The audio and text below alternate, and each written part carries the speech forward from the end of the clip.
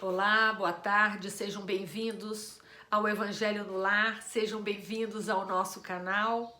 Antes de começarmos, eu peço que você dê um like nos nossos vídeos e se inscreva no nosso canal, que é uma forma de nos ajudar a divulgar esse trabalho.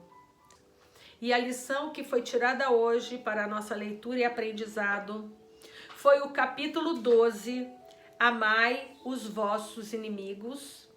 Item 1, pagar o mal com o bem.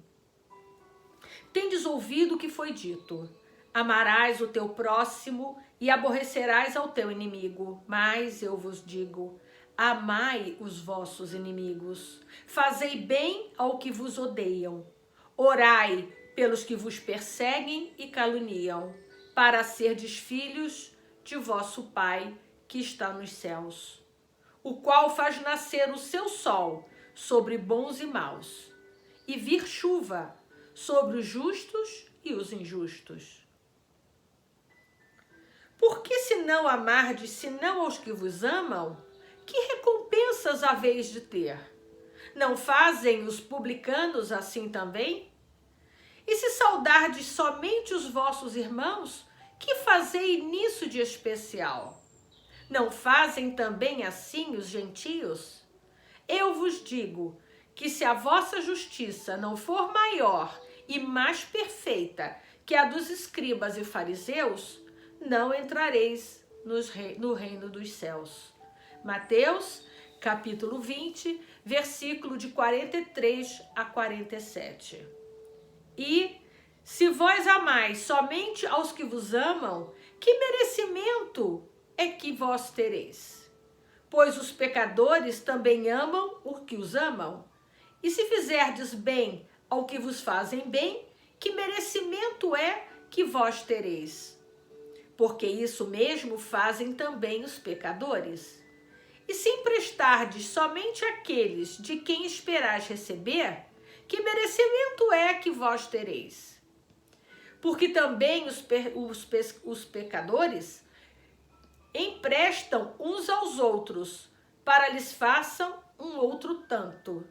Amai, pois, os vossos inimigos, fazei o bem e emprestai, sem nada esperar, e tereis muito avultada recompensa, e sereis filhos do Altíssimo, que faz bem aos mesmos, que são ingratos e maus. Sede, pois, misericordiosos, como também vosso Pai é misericordioso. Lucas, capítulo 6, versículos de 32 a 36. Se o amor ao próximo é o princípio da caridade, amar os inimigos é a sua aplicação sublime, porque essa virtude constitui uma das maiores vitórias conquistadas sobre o egoísmo e o orgulho. Não obstante, geralmente nos equivocamos quanto ao sentido da palavra amor, aplicada nesta circunstância. Jesus não pretendia, ao dizer essas palavras, que se deve ter pelo inimigo a mesma ternura que se tem por um irmão ou por um amigo. A ternura pressupõe confiança. Ora, não se pode ter confiança naquele que se sabe que nos quer mal. Ora, não se pode ter para com ele as efusões da amizade, desde que se sabe que é capaz de abusar delas.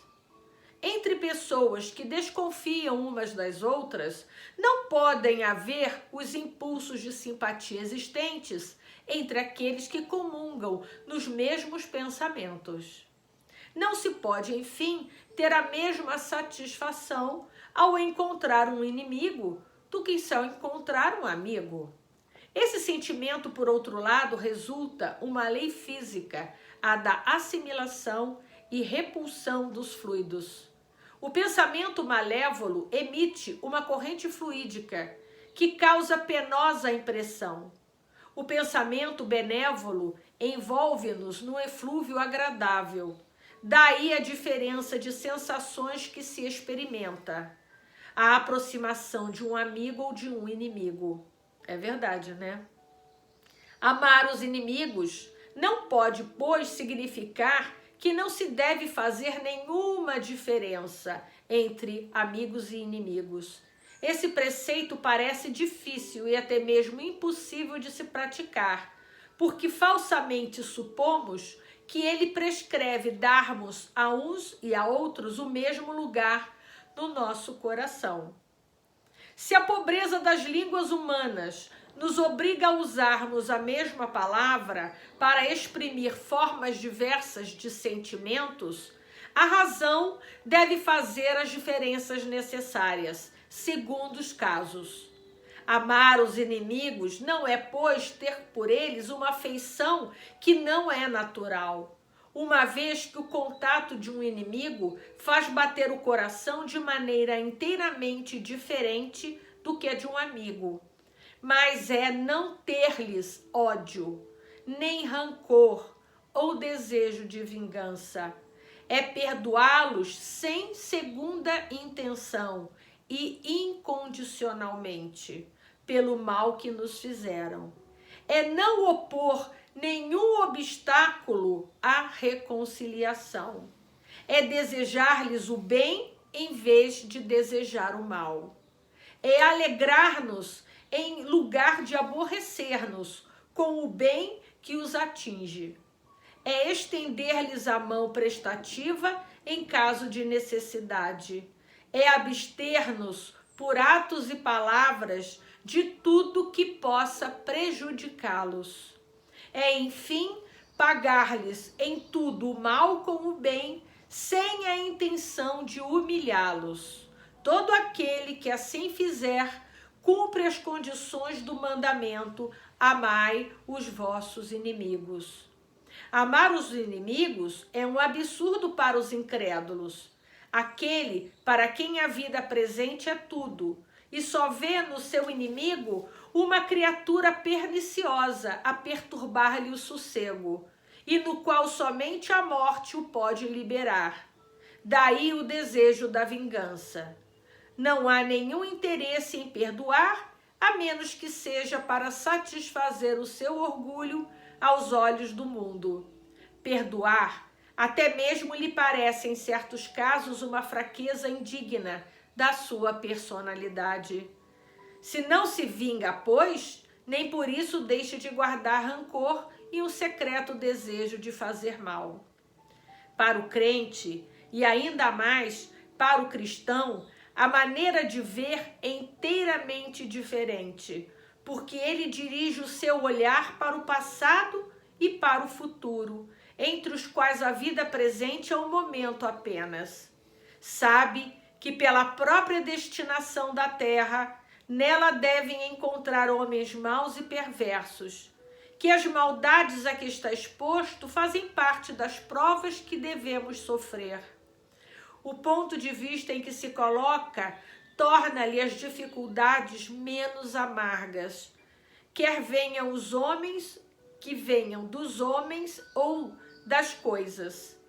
Se não se queixa das provas, não deve queixar-se também dos que lhe servem de instrumentos.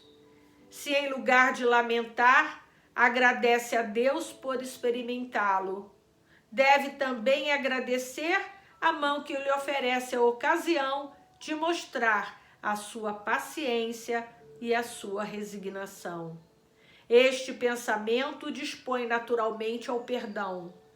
Ele sente, aliás, que quanto mais generoso for, mais se engrandece aos próprios olhos e mais longe se encontra do alcance dos dardos do seu inimigo. O homem que ocupa no mundo uma posição elevada não se considera ofendido pelos insultos daquele que olha como um seu inferior. Assim acontece com aquele que se eleva no mundo moral, acima da humanidade material. Compreende que o ódio e o rancor o envileceriam e o rebaixariam, pois, para ser superior ao seu adversário, deve ter a alma mais nobre, maior e mais generosa. Obrigada mais uma vez por terem nos acompanhado até agora e estaremos amanhã no mesmo horário, esperando por você. Até amanhã, se Deus quiser e Ele há de querer.